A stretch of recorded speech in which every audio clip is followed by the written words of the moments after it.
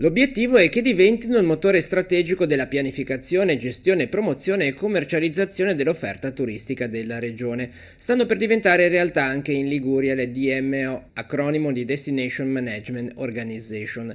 Realtà cioè che dovranno rendere concreto il tema più volte discusso della messa in rete delle proposte turistiche territoriali per soddisfare i complessi bisogni dei turisti con una visione a tutto tondo. Sono degli organi di natura pubblica o privato-pubblico, pubblico-privata, capaci di promozionare, di commercializzare e di attrarre flussi turistici.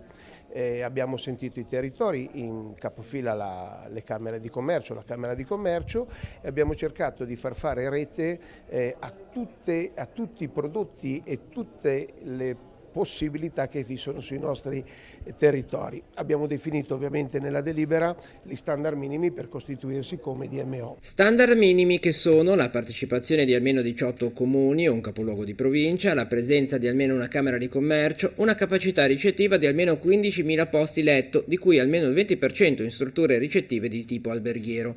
Le DMO dovranno restare attive almeno 5 anni e dimostrare capacità di autosostentamento finanziario anche attraverso gli introiti dell'imposta di soggiorno. Nella delibera si parla anche dell'adesione al DMS Ligure, il sistema tecnologico volto alla promozione dei prodotti turistici condiviso con tutte le strutture ricettive, i tour operator, le agenzie di viaggio e gli operatori per i servizi turistici di tutta la regione, e la necessità di avere un sito web coerente anche graficamente con la comunicazione turistica regionale. Nei prossimi mesi si passerà alla fase operativa. Pensiamo si possano andare a costituire un domani dai 4 ai 7 DMO su tutta la regione Liguria.